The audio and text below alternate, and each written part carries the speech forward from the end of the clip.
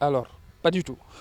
Pas du tout. Ce n'est pas parce qu'on a enregistré des précipitations hier qu'on peut effectivement dire que l'hivernage a bel et bien démarré. Pas du tout. Euh, Là, on peut considérer ces précipitations-là, les pluies qu'on a enregistrées hier, comme précoces.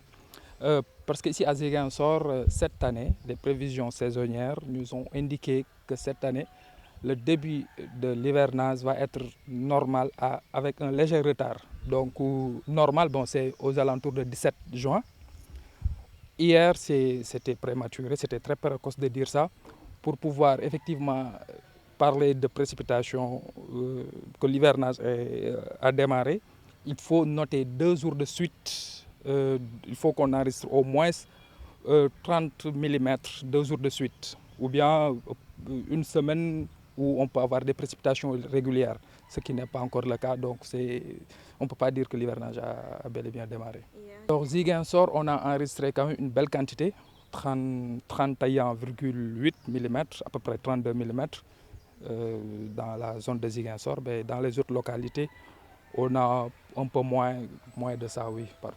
On a des 6 mm, parfois des néants aussi, dans certaines zones. Alors, oui, mais pas au début de l'hivernage. Bon, quand je dis début de l'hivernage, c'est juin, juillet et août.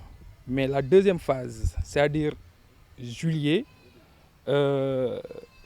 août et septembre, ben là, on peut avoir des risques d'orage, des pluies extrêmes, cette période-là, bon, qui risque d'occasionner naturellement des inondations, tout ça. Mais l'ANACIM fera des mises à jour, les prévisions, les bulletins météo qu'on va partager avec vous naturellement et qu'on va partager avec les autorités locales aussi.